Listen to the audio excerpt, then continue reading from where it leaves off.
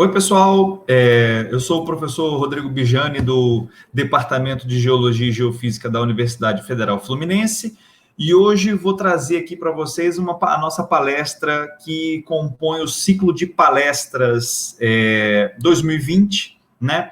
No qual o nosso objetivo é conversar um pouquinho informalmente sobre algumas perspectivas do curso de Geofísica. E muito importante essa atividade que foi proposta pela graduação, pelo nosso curso de graduação, por meio do coordenador Arthur, do chefe de departamento, professor Wagner Lupinati, a nossa querida secretária Ana Paula, todos eles unidos conseguiram propor essas atividades, esse ciclo de palestras, para a gente, dentro dessa pandemia, desse momento tão adverso, tão atípico que vivemos, que é para a gente poder ter acesso a um pouco de informação, um pouco mais do que se faz num curso de geofísica como o nosso, tá? A palestra que eu vou apresentar para vocês, pessoal, é uma palestra já antiga, eu vou trazer com algumas adaptações da palestra para que a linguagem fique mais simples, mas o meu objetivo é a gente discutir sobre modelagem e inversão meteorística em geofísica. Esse é o título da palestra, e eu vou ficar muito satisfeito se ao final dela você tiver alguma noção sobre modelagem e inversão e o que vem a ser a tal da meteorística, além, obviamente, da geofísica aplicada, que é uma das principais ferramentas de trabalho do nosso departamento. Tá? Seja bem-vindo à nossa palestra. Eu vou começar aqui para a gente bater um papinho bem informal sobre esses temas que eu levantei para vocês, tá bom? Então, para começar, eu vou trazer um problema, né? A etapa 1 da nossa palestra é uma problemática. Então, imagine o seguinte, imagine que você tenha uma subsuperfície, tá certo? Composta por identificada, melhor dizendo, por esses três eixos, né? O sistema cartesiano de coordenadas x, y e z. Nesse caso, aí você vê x aponta para o norte, y leste-oeste e z é a profundidade, tá certo? Imagine que isso, fazendo um paralelo com o nosso dia a dia, imagine que isso aí seja o quintal da sua casa, por exemplo, né? E lá embaixo, em subsuperfície, tem uma fonte, nossa batata doce, vamos assim dizer, uma alusão a algum corpo, alguma fonte enterrada. Nesse caso, brincadeiras à parte, isso trata-se de uma fonte geológica 3D. Então, ela é uma fonte geológica que está ali embaixo no quintal da sua casa e você não faz nem ideia. E aí, o problema que eu estou trazendo para a gente discutir eu gostaria de saber um pouco mais sobre essa fonte que está embaixo da Terra. Nesse momento, ela está ali e eu desconheço a existência dela, tá certo? Mas por algum motivo, e aí esse aí é o motivo quem traz é justamente a geofísica, quer estudar um pouquinho mais sobre essa fonte, algumas características dessa fonte. Quais seriam essas características? Vamos ver? Então, dentro desse problema da fonte em subsuperfície, o que eu posso extrair de informações quando eu faço uso da geofísica? Uma primeira resposta seria, vamos estudar a forma aproximada dessa fonte, ou seja, como que seria a característica dela em termos de geometria, não é? Propriedades físicas, ou seja, essa fonte, como é que a distribuição de propriedades físicas que compõem essa fonte? Ela é homogênea, ou seja, a propriedade física é a mesma ao longo de todo o corpo? Ela varia? Como que varia? Essas são respostas ou perguntas, né, que a geofísica aplicada consegue responder para você. Qual a profundidade máxima que essa fonte geológica alcança, né? Também é uma resposta que você consegue. Essa fonte pode ser uma fonte produtora de óleo e gás, que já puxando um pouquinho mais para exploração, né, que também é uma área da geofísica aplicada. Ou ainda, essa fonte em subsuperfície, ela tem alguns minerais, né, específicos que possam ser de valia, e aí então vale a pena fazer uma logística para extração e exploração dessa fonte? Também um problema da geofísica aplicada. Tá? Então, eu destaco para você que tem algumas outras perspectivas de problemática, né? E isso tudo está no escopo da geofísica aplicada. Então, você que está ingressando no curso de geofísica por agora, ou está no terceiro período, enfim, você ainda está se debruçando sobre algumas disciplinas muito genéricas, né? Cálculos, físicas, você pode estar meio que melindrado, do tipo, poxa, mas o curso de geofísica é só física e cálculo? Nesse momento, talvez sim, né? E eu falando especialmente para você, mas para você responder a essas perguntas que aí tem valor agregado na área, você vai precisar de conhecimento prévio que está adquirindo agora, fazendo as primeiras cadeiras do curso, tá certo? Então, tenha um pouquinho de paciência, porque daqui a pouco você vai começar a se defrontar com os problemas que, de fato, vão lhe empregar no mercado de trabalho. Bom, dito isso, eu vou agora convidar você a estudar comigo o método geofísico. Como eu falei para você, tem diversas possibilidades para resolver o problema, certo? Diversas alçadas que você pode traçar. No caso do método geofísico, você então vai sentar e discutir qual método que você vai utilizar dentro das suas competências profissionais. No caso dessa palestra, eu vou passar rapidamente sobre o método gravimétrico e atente-se que esse método você vai estudar no curso, na graduação em Geofísica UF, por volta do 5º período. Então, se você conseguir sobreviver aos primeiros semestres, no 4º ou 5º semestre, você estará estudando especificamente o método gravimétrico, que é um método que, em linhas muito gerais, vai medir a aceleração da gravidade. Ou seja, corpos com massa, fontes dotadas de massa, vão atrair-se mutuamente e essa atração gera uma aceleração que é possível de ser aferida por um equipamento mega sensível chamado gravímetro. Nós temos um gravímetro no departamento chamado gravímetro relativo da empresa Sintrex, e lá você também vai, no curso, você vai ter acesso a esse equipamento para você ver como ele funciona. Ele é de baixo custo operacional, ou seja, para levar um gravímetro para uma atividade ao ar livre, você não precisa de muito dinheiro, só muito dinheiro é para investir nele. Uma vez investido, você então pode fazer bom uso dele. E tem um problema, como qualquer método geofísico, que são as limitações do método inerente, que nesse caso é a baixa resolução. Ou seja, o que eu quero dizer com baixa resolução? Quer dizer que você perde a intensidade do que está observando, no caso a aceleração da gravidade, conforme se afasta muito dessa fonte. Então, rapidamente você perde a intensidade, ou seja, se você fizer uma medida de gravidade longe de uma fonte atratora, você vai observar um sinal muito risível. E aí, então, a resolução está intimamente ligada com essa capacidade de observar ou não a interferência, né, a interação das fontes, tá certo? Isso é um en passant que a gente discute com mais detalhes no quinto período do curso de graduação em Geofísica. Etapa 3, então, é a etapa da aquisição dos dados, tá certo?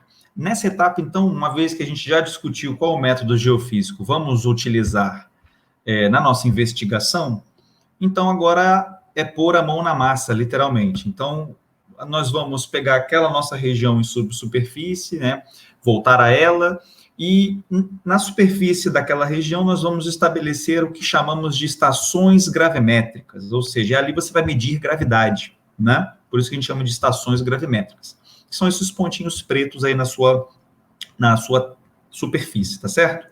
Pois bem, definidos esses pontos, você vai, com o seu gravímetro em mãos, você vai, então, estabelecer as estações. De que forma? Você vai fazer a medida da coordenada local, ou seja, você vai provavelmente estar usando um GPS bem configurado e bem preciso. Você, então, vai materializar a coordenada, que aqui a gente chamou de X1, Y e Z1, e ligar o seu gravímetro, e ele vai fazer a aquisição do GZ1, tá? Eu estou chamando de GZ1 porque, na verdade, o que está sendo aferido aí é a componente vertical dessa atração entre massas, tudo bem?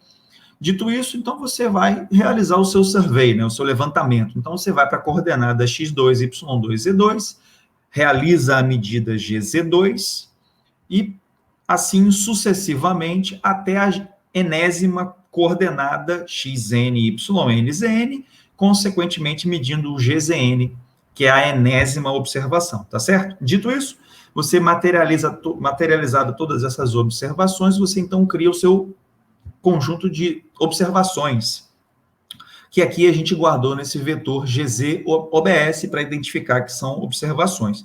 Curiosamente, o nome que a gente costuma dizer para esse conjunto de dados é dado observado. Curioso, né? Então, o dado observado é um vetor n-dimensional com as observações. Nesse caso, lembrando que a gente está trabalhando com a componente vertical da atração gravitacional, certo? Beleza. Dito isso, então, agora o que eu tenho para fazer? A etapa 4. A etapa 4, a gente costuma brincar, eu brinquei aqui dizendo que é o pulo do gato, ou seja, é a hora que você tem que criar alguma coisa, você tem que trazer alguma realidade, propor alguma alternativa para resolver o problema, porque até então eu só fiz as medidas, não é verdade? Bom, o que eu quero dizer com a etapa 4? Você tem que propor um modelo, você tem que propor uma terra, uma subsuperfície, não verdadeira, mas que retrate a realidade da melhor forma possível. Então, qual foi a estratégia adotada neste trabalho? Então, você tem lá o seu corpinho, que está lá embaixo, e você não sabe lufas sobre ele, certo? Então, qual é a alternativa que vamos propor aqui no trabalho? É você substituir a fonte, na verdade, não substituir, perdão, mas representar a fonte por um conjunto de fontes pontuais que estão destacadas na figura. Então, você vai usar um grupo de fontes pontuais e o objetivo é que esse grupo de fontes seja capaz de representar, de alguma forma, o arcabouço de massa dessa fonte, certo? Então, qual é a ideia aqui? Eu vou usar esse grupo de fontes de massa e vou tentar trazer alguma informação sobre a fonte fazendo a correlação, tá certo? Então, a ideia está lançada. Agora, a próxima pergunta é, ok, como que eu faço isso, né? A ideia, gostei, ou então achei muito simplória, tudo bem, não tem problema, mas veja só, aqui então está a proposta. A gente vai usar diversos pontos de massa para representar o arcabouço de massa dessa fonte que eu não conheço. E qual é a analogia, qual é a filosofia por trás dessa estratégia? É que no mundo subatômico, né, no mundo microscópico, a gente é composto basicamente por moléculas que são compostas por átomos, né? Então seria essa a analogia mais filosófica dessa metodologia, tá? Então parece simplista, e é, de fato, comparado com o grau de complexidade de outras abordagens. Mas vamos ver como é que a gente pode calcular, operacionar todo esse modelo? Perceba aqui, pessoal, que aqui eu estou entrando na modelagem, tá? Aqui é a hora em que eu começo a modelar, ou seja, brincar com os conceitos que eu conheço para resolver um problema, tá bom? Então, vamos adiante.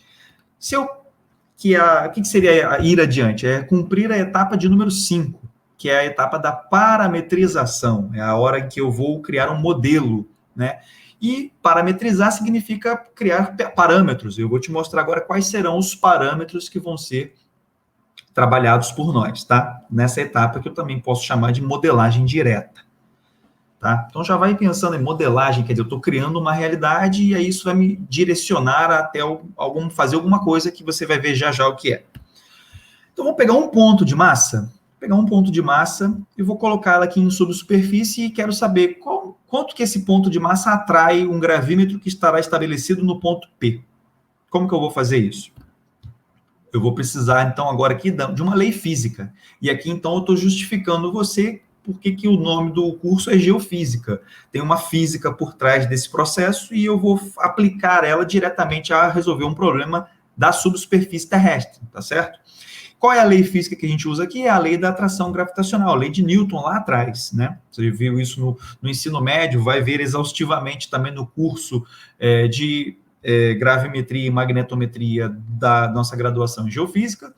E aqui a lei basicamente diz, se tem massa, vai atrair mutuamente. É basicamente isso, tá? Então eu vou usar esse conceito e vou tentar expressá-lo matematicamente. Isso é possível e a expressão aparece para você agora aqui, que eu estou chamando GZQ, ou seja, do lado esquerdo da minha igualdade, a grandeza que eu estou calculando.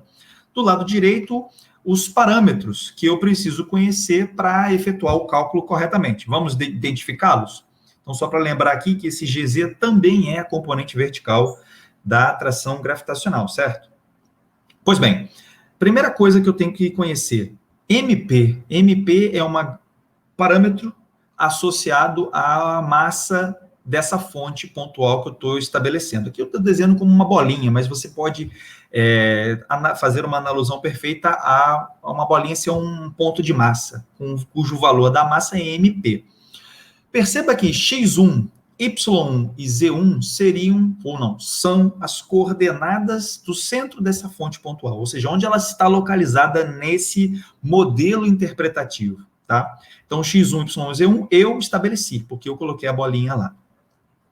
X, Y e Z são as coordenadas do ponto de observação, ou seja, percebeu? Eu tenho o controle total dessa equação. Faltou dizer apenas do gama, né? Mas o gama é uma constante da gravitação universal conhecida, estabelecida. Então, é um número. Você vai pegar esses números, juntá-los e vai efetuar o cálculo. Consequentemente, você vai ser capaz de calcular o GZ, que depende desse Q que eu não falei para você, mas vou falar agora. O que é esse vetor Q aí dentro desse parênteses?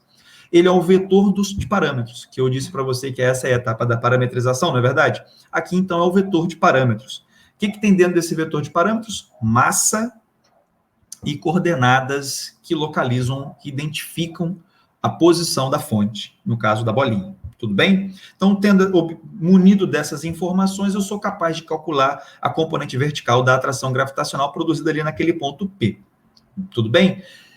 Até aí, tudo bem. Então, eu consegui te informar com detalhes como que eu calculo para uma fonte pontual. Só que uma fonte pontual, para tentar estruturar, recuperar, né, estudar uma fonte geológica 3D enorme, talvez não seja suficiente, não é? Então, talvez eu precise de mais fontes pontuais. Então, como é que eu faço para calcular para M fontes pontuais? E essa M eu defino quantas eu quiser, quantas forem suficientes para resolver o problema, certo? Então, imagine que a gente tem esse grupo de fontes aí, são M fontes. Perceba que eu atribuí a cada uma delas o mesmo valor de massa. Isso é uma premissa, tá? Não precisaria ser assim, mas isso facilita o problema a princípio. Na primeira abordagem do problema, eu estou dizendo para você que cada fontezinha pontual que eu estou considerando tem o mesmo valor da massa, a massa bruta, a massa total deles. Tá? Então, considerando que isso é uma fonte única, eu tenho que fazer o que para estabelecer a massa total dessa fonte única aí? Eu tenho que fazer essa consideração, né? Ou seja, eu tenho que somar cada parcela. Então, a massa da primeira fonte, mais a massa da segunda, e assim sucessivamente até a emésima fonte, e isso me dará, então, a massa total dessa fonte, certo? Feito isso, então, eu já tenho a massa total, agora eu preciso saber as coordenadas de cada uma dessas fontes que eu também conheço, porque eu que coloquei elas lá na subsuperfície. Então, eu tenho o vetor P1, P2 até o Pm, guardando as coordenadas x, y e z de cada fontezinha, certo? Então, meu vetor de parâmetros completo, ele tem essa configuração e com ele eu faço uso dele para o quê? Para calcular o GZ produzido por todas essas fontes pontuais consideradas. E isso é feito através de um princípio físico também, o princípio da superposição. Ou seja, o que quer dizer o princípio da superposição? Você calcula para um individualmente e depois soma tudo, tá certo? Está escrito aí nessa expressão. Você soma em J, que varia de 1 até o número de fontes que eu tiver, e aí isso me devolve o GZ calculado para aquele ponto de observação P, tá? Então, você repete para todas as estações que você mediu, então você tem o quê? Você tem um GZ-PRED, que tem esse superíndice PRED para dizer para você que isso é um dado predito, ou seja, é um dado que eu calculei através de um modelo, de uma terra representativa, entendeu? De uma subsuperfície representativa. Então, percebeu a analogia? Na primeira etapa, eu medi, peguei o gravímetro e fiz as medições e não faço ideia do que tem lá embaixo. Aqui não, aqui é o contrário. Aqui eu plantei o que tem em subsuperfície e isso me devolveu um dado, certo? Então, é aí que é a jogada da modelagem direta, que eu coloco para você.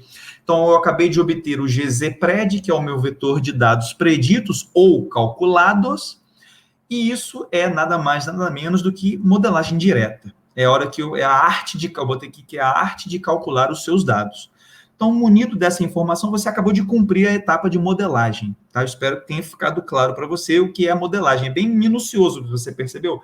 A gente teve que ser bem criterioso e, por isso, esse problema é um problema muito fácil de você entender o processo, porque ele é muito simples. É a coisa mais simples que você vai encontrar no método gravimétrico, é bolinha de massa, tá certo?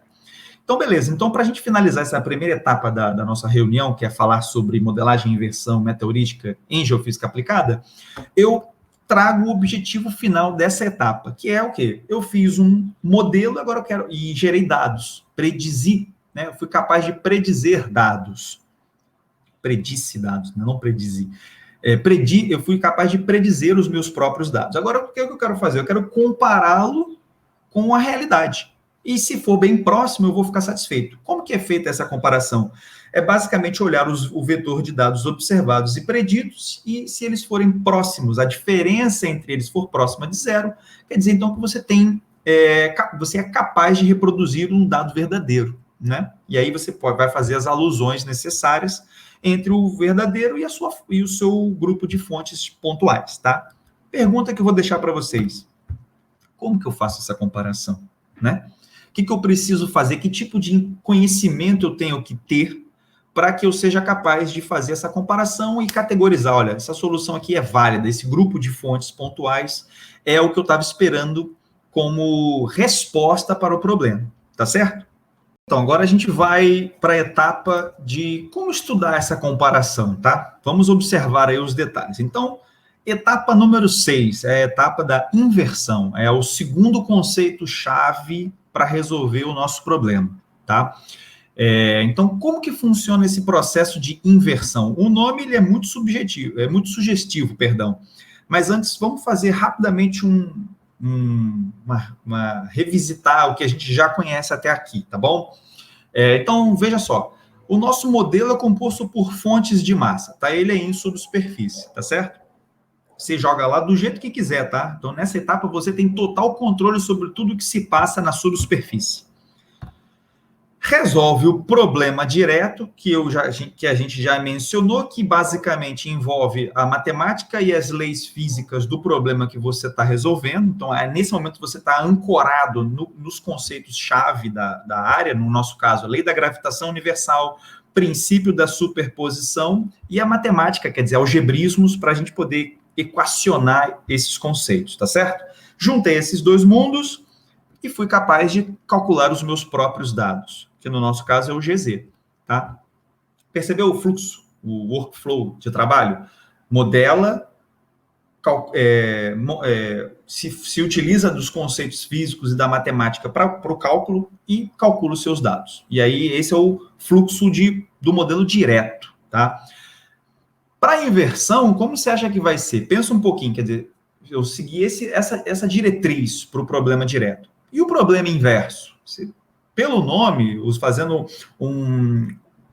me utilizando da etimologia da palavra inversão, que é inverter, né, de trás para frente, vamos ver se é isso que acontece, ou na verdade de frente para trás, né? Então, na inversão, o que eu tenho? Eu tenho o dado observado, que foi aquele que eu medi, lembra? Minha batata doce em subsuperfície, os pontinhos na terra, na superfície, medido gravidade, está aí o meu dado observado. O que eu vou fazer? Eu vou resolver um problema inverso, quer dizer, estou vendo a flechinha voltando, e o que o problema inverso vai denunciar? O que eu preciso saber para resolver o problema inverso? Eu preciso de uma área da matemática aplicada chamada otimização numérica. Aí você fala, pô, mas otimização numérica? Por que otimização numérica? Porque a inversão vai buscar resolver essa questão, que é minimizar uma função, que a gente chama aqui de função objetivo. Engraçado o nome. Função objetiva porque eu tenho um objetivo. De quê? De minimizá-la. Tá? Então, o nome função objetiva é para ajudar. O que essa função é? É a diferença quadrática do dado observado e o dado predito que você calculou. Tá certo? Então, o que você vai fazer? Você vai calcular ponto a ponto, né? Observação por observação, né? Estação por estação, e isso vai dar um número. Esse valor φ vai ser um número. O teu objetivo é fazer com que esse número diminua para o mais próximo possível de zero. Como você pode ver, isso é uma função elevada ao quadrado, ou seja, ela nunca vai ser negativa. Ela vai sempre ser zero para mais. Então, se eu chegar pertinho do zero, sinal de que eu estou bem na fita de minimizar a função φ. Tudo bem? Essa que é a ideia, por isso que eu a otimização numérica é utilizada para eu poder fazer o uso desse conceito e minimizar a função de trabalho, a função objetivo. E quando eu resolvo esse problema, eu então estimo as fontes de massa. Percebeu a diferença? Então, aí eu vou estimar as posições e a massa das fontes, do grupo de fontes que eu estabeleci para o problema, e aí, então, isso vai me gerar um dado predito que eu vou poder comparar. Está aqui a forma de comparar dado observado com dado predito. Entendeu? Ficou clara a dinâmica? Por isso, então, chama problema inverso. Tem outras formas de você fazer a analogia com o nome da palavra, né? Inverso, inversão. Mas eu vou o que eu queria te trazer para reflexão é exatamente esse conceito, tá bom? Pergunta que não quer calar é, como que eu minimizo? Eu já sei a lógica, o processo, né? Agora, como que eu operacionalizo isso? Então, é aí que a gente vai discutir rapidamente o que fazer, tá bom? Sabendo que eu estou no mundo da otimização numérica, como funciona a otimização numérica? Qual é o charme dessa área tão fascinante da matemática? Ela tem dois mundos. Um é chamado método determinístico, né? Otimização determinística, que eu vou te dizer o que é, e a outra chama otimização estocástica. Aí você fala, pô, mas nomes bonitos que não querem me dizer muita coisa. Pois é, vou tentar te clarear a ideia, tá bom? Métodos determinísticos, como o nome ajuda, né? Determinar de forma determinística, analítica, ou seja, por meio de uma equação ou por meio do conceito da otimização. Esses grupos de métodos determinísticos, eles recaem sobre o que a gente chama de heurística ou métodos heurísticos de otimização. O que são esses métodos? São métodos de busca, tá? Aí vem a palavra heurístico, vem da palavra eureka, né? De descobrir, encontrar, buscar, né? Então, são métodos de busca. Então, trocando em miúdos todos esses nomes bonitos que vêm da área da matemática aplicada, né? Da otimização numérica, você pode dizer, então, que essa árvore, esse pedaço da otimização, ela tem o papel de buscar, criar algoritmos, mecanismos de busca, para encontrar o quê? O ótimo. Tá? Do lado de cá, dos estocásticos, nós temos o grupo dos meta-heurísticos. Tá? O prefixo meta quer dizer além. Então, o heurístico é busca, meta é além. Se juntando, dá além da busca. Então, você usa mecanismos mais não convencionais possíveis, né? Para poder resolver o seu problema. Tá certo? Então, são aí os paralelos que eu gostaria de trazer para você. Esse método determinístico, basicamente, para otimizar qualquer função, a teoria matemática diz para você o seguinte: derive a bendita da função em relação ao seu grupo de parâmetros, que no nosso caso são as coordenadas e a massa das fontes, e iguala isso a zero. Você vai achar a relação que otimiza, né? Você vai achar a derivada dessa função, e, consequentemente, a derivada é a direção para onde você deve seguir para buscar o seu ótimo, que pode ser o máximo ou o mínimo. No nosso caso, é mínimo. Do lado de cá, você não vai derivar ninguém, você vai sortear. Então, você vai brincar com a aleatoriedade dos sorteios, né? Pode ser um sorteio bom, pode ser um sorteio ruim, e isso guarda uma probabilidade de você achar o ótimo ou não encontrá-lo, tá? Então, é diferente, é uma toada diferente, uma abordagem diferente, que nesse nosso caso, nesse nosso problema específico, vai ser o utilizado. Derivar aquele monte de coordenadas em relação àquela função GZ não é nada fácil, não é trivial. Então, a gente vai para o caminho mais simples, mais alternativo. Essa escolha tem alguns preços, a gente vai pagar alguns preços, mas antes deixa eu te mostrar com um pouco mais de detalhes o que é esse mundo dos meteorísticos, tá bom? O que são os meteorísticos, né? Os algoritmos meteorísticos ou métodos meteorísticos são algoritmos de busca estocástica. O que é estocástico? É estatístico, né? Ou seja, pode ser como pode não ser. Tem uma probabilidade de ser bom ou ruim aí. Baseados em fenômenos naturais. E é aí que está o grande barato dessa área. Você analisa um fenômeno e tenta trazê-lo para o seu universo de otimização, ou seja, usá-lo para resolver um problema de otimização numérica. Como que eles funcionam em forma bem geral? Eles vão sortear soluções. O que são as soluções? Eu nem falei para você ainda o que são as soluções, mas seriam os conjuntos de fontes pontuais, tá? Sorteia e vai alterando esse conjunto de tal forma a minimizar φ, minimizar a nossa função objetivo, tá? E os melhores desses indivíduos, né, já percebeu alguns jargões, né, soluções, indivíduos, esses nomes são da área da matemática aplicada à otimização numérica, meteorística, e esses indivíduos, que são os nossos grupos de fontes de massa, eles vão sendo preservados, ou seja, se ele é bom, se ele é promissor, a probabilidade dele permanecer na busca, na heurística, é maior. Tá? Então, aí que está. Por isso que esses métodos são chamados de estocásticos, porque tem chances, quem vai governar esse mundo é a probabilidade de ser bom ou ser ruim. Seu único propósito é calcular essas probabilidades, ter controle sobre elas, tá certo?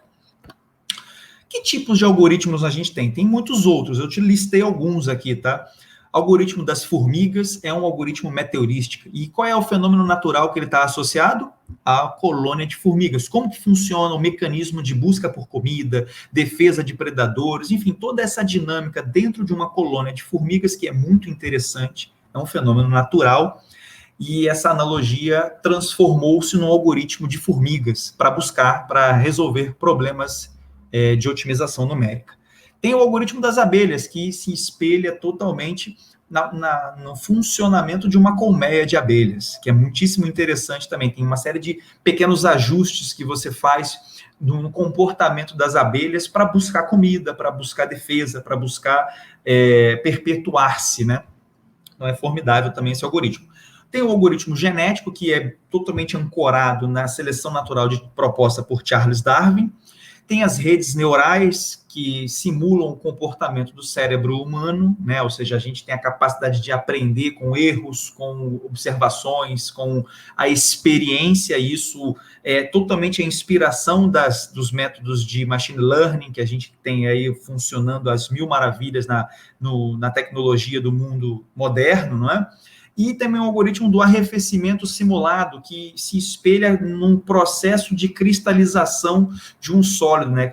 A temperatura vai diminuindo lentamente, e isso vai gerando um processo de cristalização, de arrefecimento, que é muito interessante. E isso também foi possível de analisar esse fenômeno e trazê-lo para o mundo dos algoritmos meteorísticos, tá certo? Então, só para te mostrar essa gama de possibilidades, quer dizer, uma área bem farta, né, para se trabalhar. E nessa palestra que eu estou conversando com vocês, pessoal, eu vou apresentar com um pouquinho mais de detalhes o algoritmo genético, tá? É esse que é o nosso objeto de estudo da meteorística. Então, os gloriosos algoritmos genéticos, eles são inspirados, como eu lhe falei, na seleção natural. O que quer dizer isso em detalhes? São baseados nos processos evolutivos das espécies, né? O Darwin estudou, ele era botânico, então ele estudou como que se comportou uma espécie de flor específica, né? Então ele foi vendo como que ela conseguia se manter no habitat natural para ela, né? E isso esse que é a analogia. Então, o que ele quer dizer com adaptação? Quer dizer, os indivíduos mais adaptados ao meio, né, como vai buscar comida, como vai se estabelecer, eles são aqueles mais promissores, ou seja, têm maior probabilidade de serem boas soluções para o seu problema. Veja a analogia aqui interessante, não é? Desculpa. Quais são as vantagens de usar esse tipo de algoritmo? Eles são algoritmos muito potenciais para resolver problemas de funções multimodais.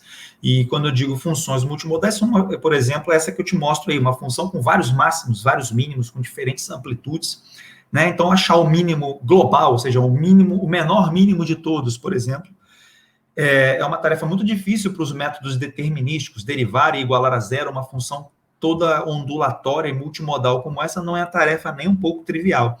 Já esses métodos meteorísticos, em especial o algoritmo genético, se comporta bem nessa busca, tá? Outro exemplo são problemas combinatórios, ou seja, nem existe uma função a ser minimizada, mas sim uma combinação que é a ideal. Esse problema, não sei se você já foi apresentado a ele, mas é um problema do caixeiro viajante, que é basicamente o quê? A menor rota que você pode cumprir para visitar todas as capitais do Brasil, por exemplo, tá? O algoritmo genético tem a competência de resolver esse problema.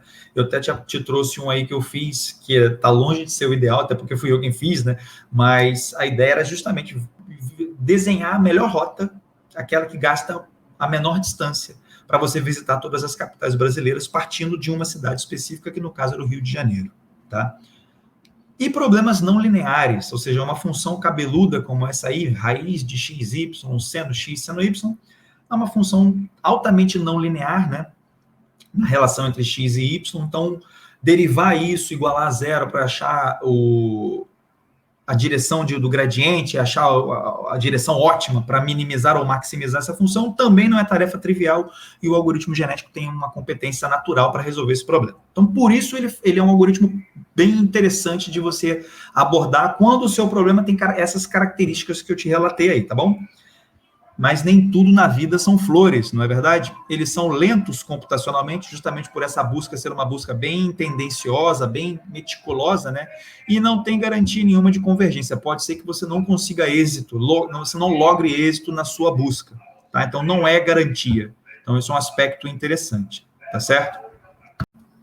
Voltando ao problema, então, a gente já discutiu bastante sobre a inversão, os métodos, né, de inversão, especificamente os meteorísticos, o algoritmo genético, e agora a gente volta ao problema.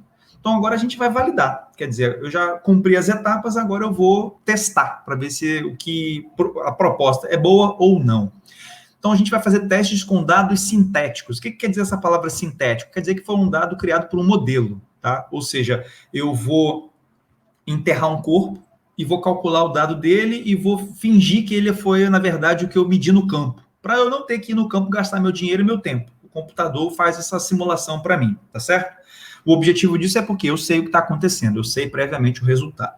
Então, o nosso primeiro teste é o prisma vertical, que a gente, na nossa área, chama de modelo de Dick vertical, tá? Então, você vai ver aí, ó, um desenho em 3D, é um prisma em subsuperfície, ele é alongado na direção Z, tá certo? Então, esse corpo gera um dado observado, que a gente vai ver qual é já já. Mas, então, essa é a nossa consideração, essa é a nossa fonte verdadeira. Lá no exemplo pictórico que eu te mostrei, era uma batata doce, lembra? Aqui é um prisma, tá? Então, eu quero representar o arcabouço de massa desse prisma usando as minhas fontes pontuais, tá certo? Vamos ver como é que funciona? Então, está aqui, aqui a dinâmica do algoritmo, né? O algoritmo funciona ao longo de várias iterações, então ele vai fazendo essa busca lentamente ao longo de 200 iterações que eu coloquei aí para você. Foram definidas 100 indivíduos na população. O que eu quero dizer com 100 indivíduos? Eu peguei 100 diferentes conjuntos de fontes de massa e coloquei eles para jogar, tá? E cada um desses 100 grupos tem 20 fontes cada. 20 pontos de massa. Então, como que faz na primeira rodada? Você sorteia as posições dele aleatoriamente, ou seja, no primeiro momento, na primeira etapa, você não tem noção nenhuma do que está acontecendo. Você só tem o dado e tem a subsuperfície definida. Então, você tem os limites das coordenadas x, y, para poder estabelecer onde você quer definir a sua nuvem de bolinhas, de fontes pontuais, e a profundidade, que você pode usar um critério de tentativa e erro, ou seja, vou colocar muito profundo, não gostei, vou rodar de novo com uma profundidade um pouquinho mais rasa, e assim sucessivamente. Então, é a hora que o usuário parafusa os parâmetros do algoritmo, tá certo? E isso é crucial para uma boa inversão, tá? Beleza, então essa aí é a primeira etapa. Então, você percebe que as bolinhas estão soltas aí, ó. Nenhum vínculo com o problema. Na geração 200, você já percebe uma convergência para a região de onde está o corpo verdadeiro, que é esse prisma que eu desenhei para você aí. Coloquei ele bem no centro do modelo interpretativo para facilitar a visualização, tá? Ou seja, a visão aérea me mostrou que, opa, legal, as fontes pontuais convergiram para o centro do prisma. Legal, então, a princípio, é um bom resultado, né? Vamos ver. Quando eu faço a visada lateral, né? Ou seja, o Z aqui o Y é a profundidade, você percebe, então, que há o quê? Há 2 núcleos de fontes pontuais. Então, a interpretação disso seria, então quer dizer que o meu problema é, na verdade, 2 fontes de causadoras, né? 2 fontes geológicas, entre aspas, em subsuperfície. Então, você já pode ver que houve um pequeno probleminha aí, não é? Não são 2 fontes, é um prisma só homogêneo, ou seja, a massa dele, a densidade dele é constante ao longo de todo o corpo. Então tem um problema aí, infelizmente a nossa solução ainda não está perfeitinha dentro do esperado, tá certo? Veja lateralmente também a visada 3D, né? Então, a gente achou um pouquinho, mas as bolinhas estão ainda bem dispersas. E, em alguns casos, elas se perdem e não representam uma única fonte, mas talvez duas, né? Então, isso é um problema, tá? E aí ainda faltou mostrar para vocês o ajuste dos dados, né? Ou seja, tem a comparação dos dados, lembra? Minimizar a função φ, que é a diferença entre o dado observado e o predito? Tem que mostrar, né? Então, eu esqueci de fazer isso, mas te mostro aqui agora. No mapa à esquerda, nós temos o dado, né? Ou seja, o GZ, que aqui em inglês eu chamei Gravity Anomaly, mas você percebe, tem o colorido no fundo, é o dado verdadeiro, o dado produzido pelo prisma. E as linhas pretas seriam o contorno, né? A curva de contorno do dado produzido pelas bolinhas. E aí, do lado direito, tem a diferença entre os dois pontos, a diferença entre os dois dados. Um menos o outro está graficado aqui ao lado. Então, você percebe que, em linhas gerais, o ajuste foi muito bom, porque você percebe que as amplitudes na faixa dos 80 miligal e o resíduo está na faixa dos 7, 8 miligal. É um resíduo considerável, mas, em linhas gerais, o ajuste está aceitável. O problema é o resultado que eu obtive. As bolinhas não formam um corpo só. Então, aqui tem uma atenção para a gente tratar. Eu ajustei o dado, eu até digo aqui, né? Eu ajustei o dado satisfatoriamente, mas não encontrei uma solução adequada que represente a minha realidade em subsuperfície, que no caso era um prisma, não é? E agora? Eu já sei, percebeu uma premissa forte que está sendo imposta aqui por nós? Eu quero garantir que eu vou recuperar um corpo único, é uma fonte única, fonte isolada. Essa é uma premissa. Eu tenho que comunicar isso para o meu algoritmo genético. Ele não sabe disso. Ele achou uma solução lá que ele me disse, olha, eu ajustei o teu dado dentro do esperado. Ponto. Agora o algoritmo precisa de algo mais. Esse algo mais é uma outra área muito importante que está acoplada na inversão geofísica, tá? Que é a pergunta que eu te faço. E agora? O que a gente pode fazer? A resposta é, eu chamei aqui para fazer uma brincadeira apenas de uma leve roubadinha, ou seja, a gente precisa de incorporar alguma informação a mais no algoritmo, quer dizer, dar uma roubadinha, quer dizer, privilegiar a solução que me interessa, tá? E essa leve roubadinha tem um nome, chama-se regularização ou estabilização, tá certo? O que você tem que fazer aqui? Qual é a consideração? Impor restrições às soluções. Você pode encontrar um vale de múltiplas soluções, mas uma ou outra é que vai lhe interessar. E essa uma ou outra a gente já sabe, é fonte única, né? É o nosso caso, a gente quer que a fonte seja isolada. Então, eu preciso penalizar soluções. Ou seja, se eu encontrar soluções que ajustem muito bem o dado, mas que não formem uma fonte única, eu não quero. Tem que penalizá-las. Como que eu faço isso? Eu faço uso de funções matemáticas ou informações geológicas. Nesse caso, seria uma informação geológica, ou seja, eu sei que a fonte é única, então não tem por que eu encontrar múltiplos grupos de fontes de massa, tá? No nosso problema específico, usando os pontos de massa, eu quero privilegiar soluções que se assemelhem a um cacho de uvas. Ou seja, eu quero que as fontes estejam próximas umas das outras. Isso é um mundo muito interessante, que é o mundo da regularização geométrica. Eu não vou entrar nesse mérito aqui, embora seja o núcleo principal do trabalho, mas eu quero só que você guarde a ideia. Então, quer dizer, o Bigene está resolvendo um problema que tem uma ambiguidade, né? Tem uma multiplicidade de soluções, mas ele quer uma específica, a do cacho de uvas. Tudo bem? Seguindo com essa premissa em mente, eu vou rejeitar a solução que eu obtive de duas fontes. Não quero. Eu quero impor a função cacho de uvas. Então, eu volto para o problema, aciono a função cacho de uvas, que eu não te disse com detalhes como funciona aqui, mas ela é uma função restritiva, ela é uma regularização, ou melhor, ela é uma estabilização.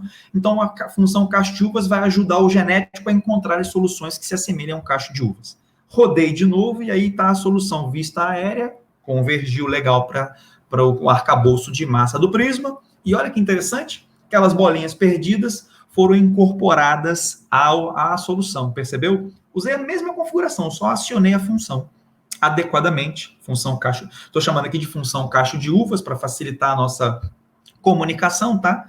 Então, percebeu aí? Agora eu estou satisfeito. Eu obtive uma solução tendenciosa para o meu interesse, que não é nenhum crime na inversão, desde que você ajuste o seu dado adequadamente. E é isso que a gente vai ver. Reparem na visada 3D que as bolinhas recuperaram razoavelmente a posição, a localização do prisma, apenas duas ali meio perdidas, mas eu quero que você observe como elas tentam ficar próximas uma da outra, e a mesma distância, ou seja, conferindo a elas a unicidade, a compacidade, ou seja, uma fonte única, que era o que eu precisava, tá certo?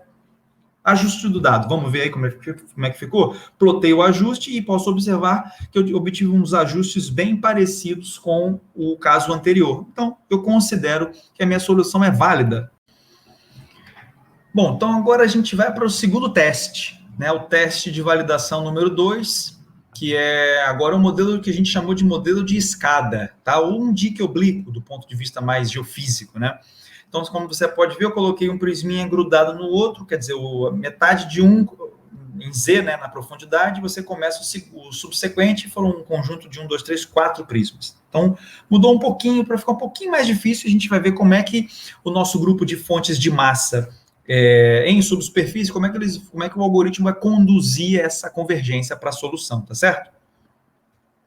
Então, aqui eu estou te mostrando a visada aérea, tanto do modelo inicial, à esquerda, né? Você percebe que as fontes estão espalhadas, porque o processo ainda está iniciando, e no final você vê que as fontes convergiram e agora tem uma distribuição um pouquinho mais elongada na direção X, né? Na direção norte, e mostrando alguma coerência com, pelo menos, a visada aérea, né? Agora a gente já vai ver que, só para ressaltar que essa é a solução inicial, quer dizer, a primeira rodada do algoritmo, em que, como é aleatório, natural, que no primeiro momento não tenha nenhuma correlação da realidade que eu desejo observar, que é o modelo dos prisminhas inclinados, com a nuvem de pontos de massa, tá?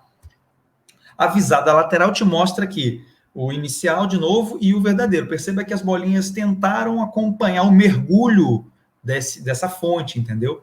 E embora na parte mais profunda, ali na faixa dos 3 quilômetros, você percebe uma dispersão um pouco maior, né? Ou seja, a nuvem de pontos perdeu um pouquinho a capacidade de ser um cachinho de uvas, né? Bem agrupadinho, bem genérico, induzindo talvez um aumento que seja necessário, um aumento do número de fontes, porque o problema ficou um pouquinho mais sofisticado, não é?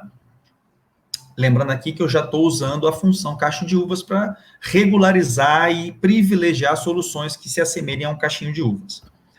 A visada lateral, em linhas gerais, você percebe que algumas bolinhas se perderam um pouco ali no mergulho, mas em linhas gerais você conseguiu recuperar satisfatoriamente a mergulho, direção de mergulho, consequentemente marcando o arcabouço dessa fonte homogênea em subsuperfície, tá? Então, em linhas gerais, era basicamente isso, completando o ajuste dos dados, não é? Mostrando que a gente teve um ajuste bastante satisfatório, né? As linhas se perdem um pouquinho ali, especialmente na isolinha de menor valor, né? Mas ainda assim mostra-se um ajuste considerado aceitável para a solução do problema. Perceba que a gente aqui não perdeu as bolinhas de vista, né? Porque, ou seja, a função cacho de uvas, que é impor compacidade, ela trabalhou a nosso favor, ela foi fiel à nossa premissa de fonte única, né? Ou seja, quaisquer que seja o número de fontes pontuais estabelecidas pelo usuário, você vai obter um único grupo, um único cacho de uvas, tá?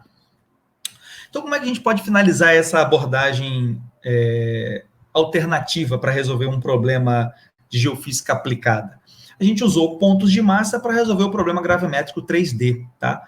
Por quê? Porque ele mostrou-se simples de implementar, você vê que rapidamente a gente conversou aqui e eu não tive muito detalhamento, muitas especificidades para você entender a etapa de modelagem, e ele se mostrou útil. Por quê? Porque as bolinhas, de fato, foram significativas, né? As fontes pontuais foram significativas para estruturar bem o arcabouço dessas fontes homogêneas 3D, né?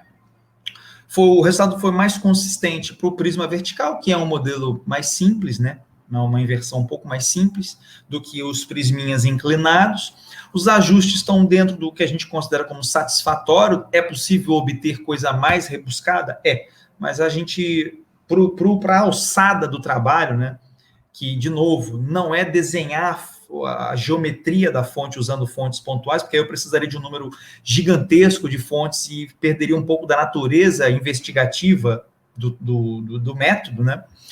E foi fundamental a regularização. Inclusive, a regularização que eu chamei aqui de função cacho de uvas, ela foi o que permitiu a esse trabalho ganhar um aspecto inovador, né? Ou seja, a novidade do trabalho está justamente na forma alternativa como a gente levantou essa possibilidade, né? A função cacho de uvas como sendo uma função de estabilização do problema para impor a tal compacidade, certo? Como perspectivas desse trabalho, a gente pode destacar o seguinte: poder usar mais fontes pontuais, ou seja, se eu tiver um computador extremamente poderoso, né, em termos de processamento, eu posso colocar, ao invés de 20 bolinhas, 20 fontes, como eu coloquei, eu posso botar 100, 200, e aí a coisa vai ficar computacionalmente muito mais desafiadora, porém a gente espera que as soluções obtidas também tragam com mais confiança, mais realismo às soluções, né? Propor outra parametrização também é algo aceitável como perspectivas desse tipo de abordagem, quer dizer, ao invés de usar bolinhas, eu posso usar os prisminhas, ou a gente chama de bolachinhas, mas que seriam prismas poligonais, né?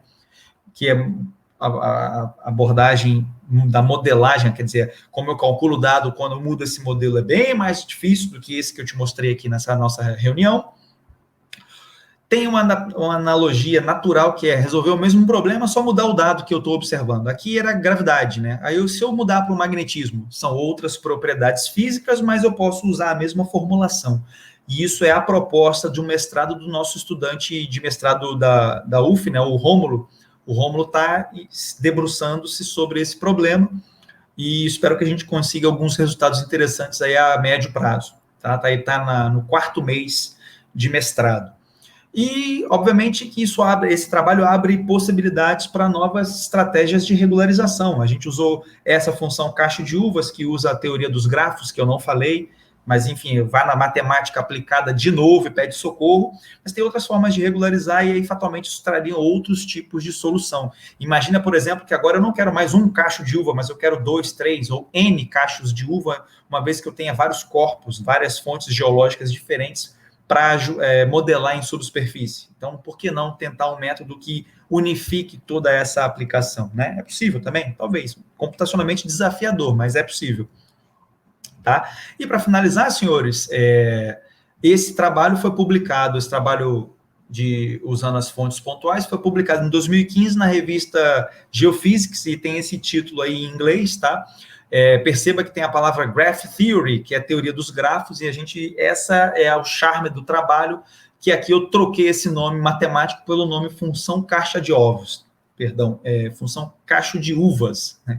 Cacho de ovos, não, cacho de uvas, né, para resolver o problema. Então, a gente teve êxito nessa publicação, e foi bem interessante por causa desse aspecto da teoria dos grafos para resolver esse problema de determinar o esqueleto ou o arcabouço de massa de fontes homogêneas em subsuperfície. Fontes homogêneas e isoladas. Tá bom, pessoal? Era basicamente isso que eu queria comunicar com vocês. Espero que tenha sido lúdica a palestra, que vocês tenham conseguido, então, mitigar os conceitos de modelagem e inversão meteorística, né? E isso é um exemplo categórico de um problema que a geofísica aplicada pode resolver para você, tá?